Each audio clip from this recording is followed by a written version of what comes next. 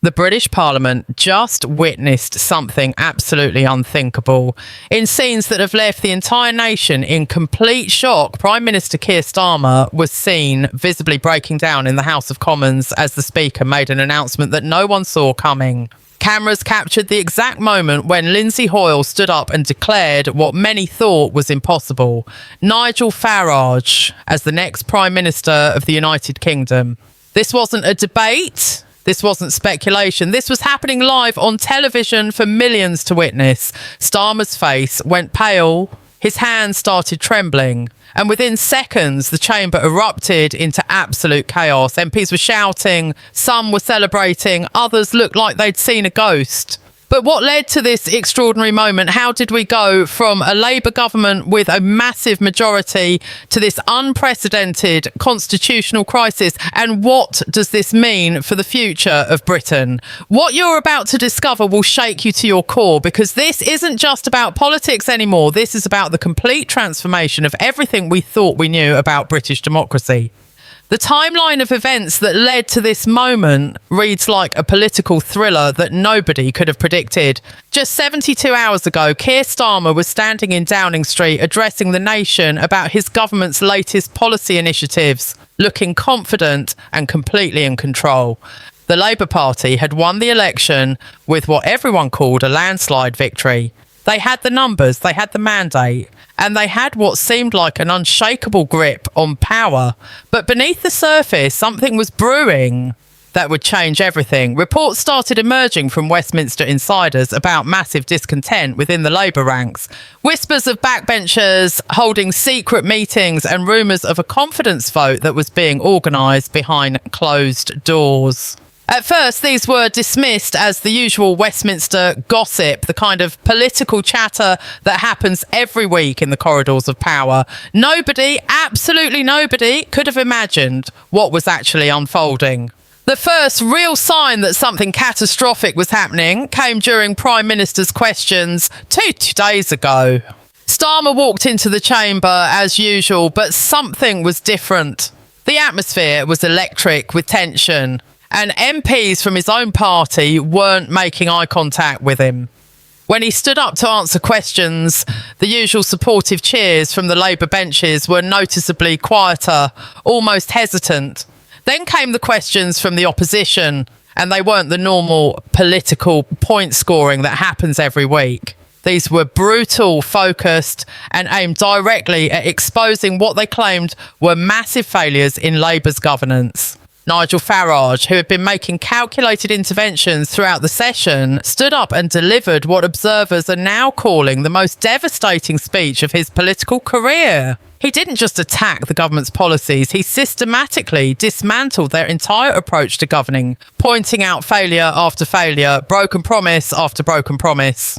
What happened next stunned everyone watching. Instead of the usual robust defence that Prime Ministers give, Starmer's response was weak, almost defeated. His voice cracked at one point, and seasoned political journalists who had covered Westminster for decades said they'd never seen a sitting Prime Minister look so vulnerable.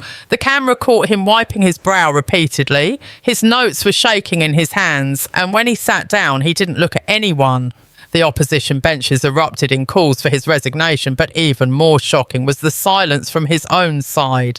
Labour MPs who should have been defending their leader, who should have been standing up and shouting down the opposition, just sat there in stony silence. Some were even nodding in agreement with the criticisms being levelled at their own Prime Minister. Political analysts watching from the press gallery immediately understood what this meant. This wasn't just a bad day at Prime Minister's questions. This was the beginning of the end. Behind the scenes, the situation was far worse than anyone realised. Sources close to the Labour leadership revealed that there had been an emergency meeting of senior cabinet members the night before, and the discussions had been explosive. Multiple ministers had apparently confronted Starmer about what they called his catastrophic handling of key policy areas. The economy was in freefall, despite all the promises of growth and prosperity. The NHS was in crisis, with waiting lists at record levels and staff threatening nationwide strikes. Immigration numbers had actually increased despite tough rhetoric about border control. Energy bills were still crushing families across the country, and the promised Green Revolution had stalled completely. But it wasn't just the policy failures that had turned his own party against him. There were allegations of broken promises to MPs about constituency funding and accusations that he'd misled Parliament about key decisions, and claims that his inner circle had become completely disconnected from reality. And the Parliamentary Labour Party was in open revolt, and the whips, who were supposed to maintain discipline, had completely lost control. The Reform UK party, led by Nigel Farage, had been watching all of this unfold with what can only be described as strategic patience. While others might have gone for the immediate kill, Farage played it differently. He had been building support, not just with the public, but incredibly behind the scenes with disaffected MPs from other parties. His message was simple but powerful. Britain needed someone who would actually deliver on promises, someone who wasn't afraid to make tough decisions, someone who would put the British people first, regardless of what the establishment thought. And his timing was absolutely perfect. As Labour imploded and the Conservatives remained in disarray from their election defeat, Reform UK had been quietly gaining ground. Opinion polls that had once shown them as a minor party were now putting them in striking distance of government. More incredibly, there were rumours that several Labour and Conservative MPs were considering defecting to Reform, drawn by Farage's populist message and the complete failure of the traditional parties. Yesterday morning, everything accelerated beyond anyone's control. A delegation of senior Labour MPs, including some cabinet ministers, requested an urgent meeting with the chief whip. What they told her sent shockwaves through party headquarters. They had the numbers for a vote of no confidence in Starmer's leadership, and they were prepared to go public within hours. The party faced an impossible choice: force Starmer to resign quietly and try to manage the transition, or face a public bloodbath that would destroy Labour's credibility for a generation. Starmer was summoned to an emergency meeting with party elders, and what happened in that room has been described by those present as absolutely brutal. He was told in no uncertain terms that his premiership was over, that he had lost the confidence of his party, and that he needed to consider his position. Reports suggest that Starmer fought back, arguing that he deserved more time, that the problems he inherited were bigger than anyone realised, but his pleas fell on deaf ears. The decision had been made and there was no going back. The constitutional mechanics of what was unfolding started becoming clear as emergency consultations began taking place across Westminster. The British system, unlike many other democracies, doesn't have a fixed written constitution but relies on centuries of precedent and convention. What was happening now was testing those conventions to their absolute limits. Constitutional experts were being called into emergency meetings. Legal advisors were poring over parliamentary procedure documents that hadn't been consulted in decades, and everyone was asking the same question: could this actually happen?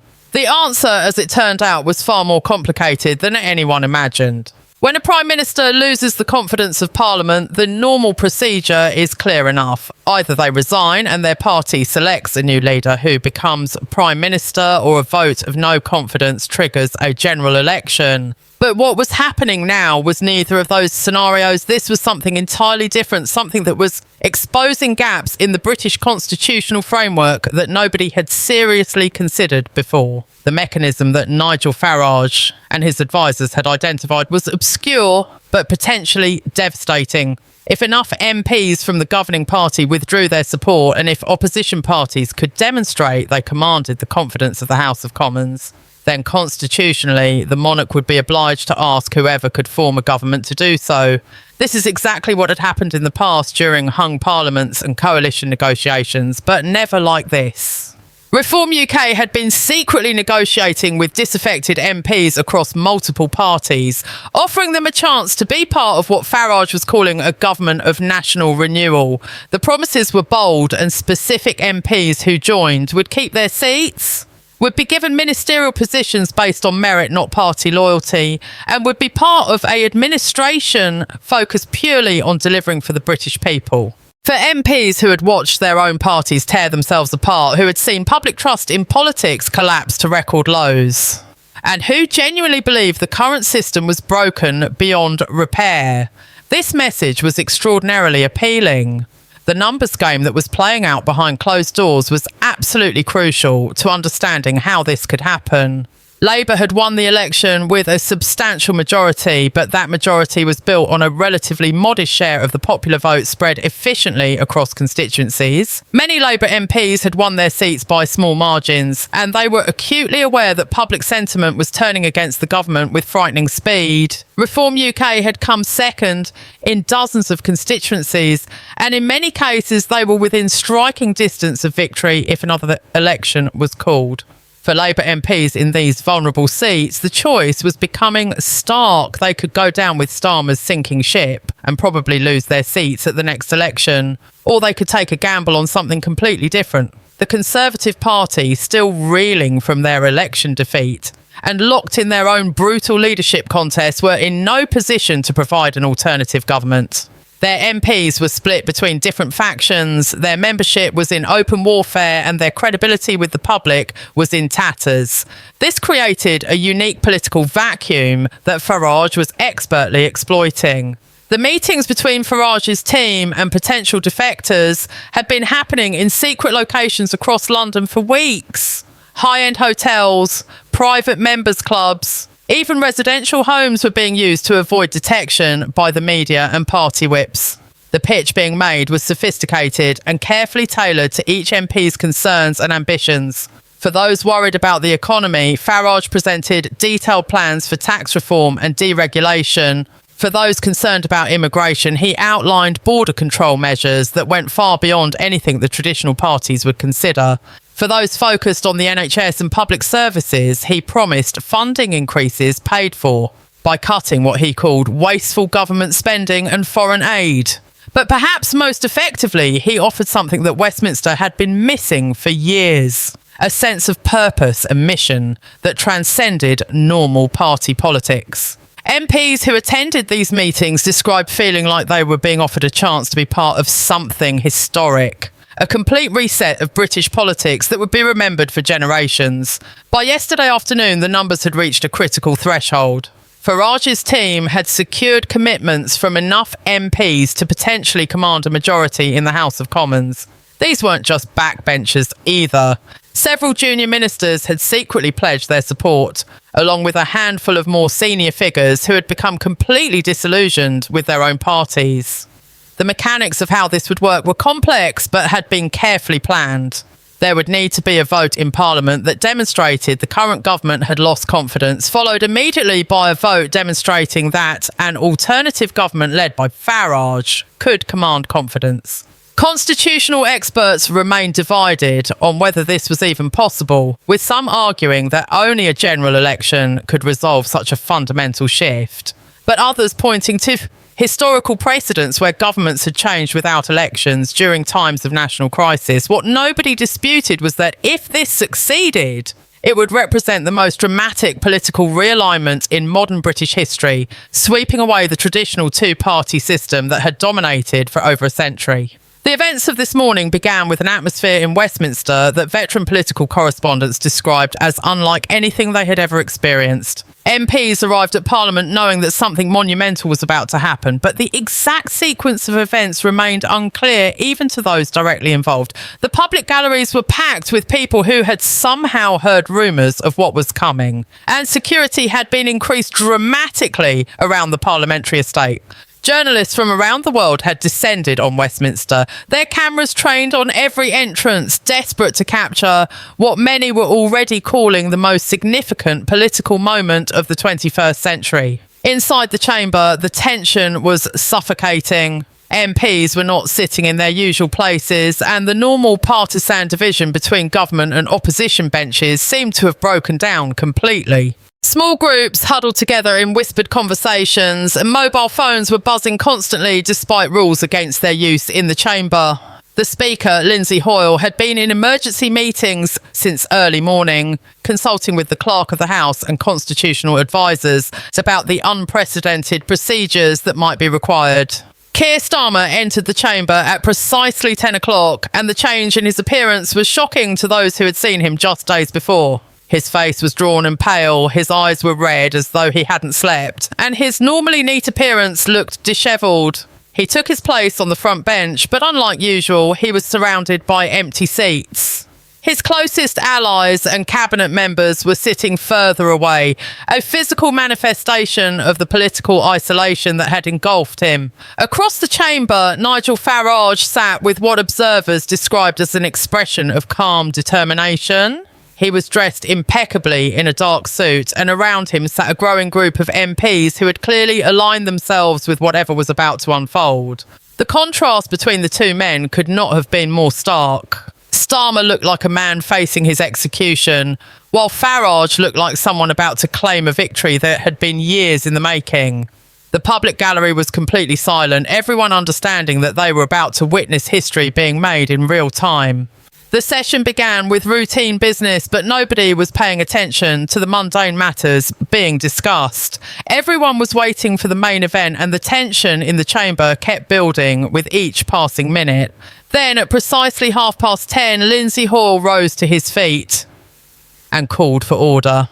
The chamber fell into absolute silence, the kind of silence that is so complete you could hear the breathing of hundreds of people packed into the historic room. Hoyle's face was grave, and he held several papers in his hand that were clearly the result of the emergency consultations that had been taking place. He began by acknowledging that the House was facing circumstances that were extraordinary and unprecedented, that the procedures being followed had required extensive consultation with constitutional experts and the palace itself. The mention of the palace sent a ripple through the chamber because everyone understood what that meant. Whatever was about to happen had been discussed with Buckingham Palace, which meant it had constitutional legitimacy at the highest level. Hoyle then explained that he had received a formal communication from a substantial number of members indicating that they no longer had confidence in Her Majesty's current government. This was the moment everyone had been anticipating, but hearing it stated so boldly in the formal language of Parliament made it suddenly, terrifyingly real. He continued by stating that he had also received a communication signed by a majority of members indicating that they would have confidence in an alternative government. The chamber erupted into noise, with some MPs shouting in protest while others began cheering. Hoyle had to call for order repeatedly, his voice becoming increasingly stern as he demanded that members respect the gravity of what was taking place. Starmer had gone even paler, if that was possible, and his hands were gripping the dispatch box in front of him so tightly that his knuckles had turned white. Several MPs around him were shaking their heads in disbelief, while others had simply put their heads in their hands, unable to watch what was unfolding. The Speaker then made the announcement that will be remembered as one of the most significant moments in British parliamentary history. He stated that in accordance with constitutional convention and following consultations with appropriate authorities, he was recognising that the current government no longer commanded the confidence of the House. Furthermore, he announced that he had been informed that Nigel Farage, as the leader of the group that could command a majority, had been invited to form a government and had accepted that invitation. The chamber exploded into absolute chaos. MPs were on their feet shouting, some in celebration and others in furious protest. The noise was deafening, with accusations of constitutional coup being shouted from one side while the other side erupted in triumphant cheers. Camera operators in the press gallery were frantically capturing every angle, knowing that these images would be broadcast around the world within seconds. This was the moment when centuries of British political tradition collided with 21st century populist politics, and nobody could predict what would emerge from the wreckage. Starmer's reaction was captured in devastating detail by the cameras that never stopped recording in the House of Commons. He stood up slowly, his face a mask of shock and devastation. For a moment, he seemed unable to speak, his mouth opening and closing without words coming out. Then, in a voice that was barely audible over the continuing chaos, he began to speak. But his words were choked, his composure completely shattered by what had just occurred. Claude is AI and can make mistakes. Please double-check responses.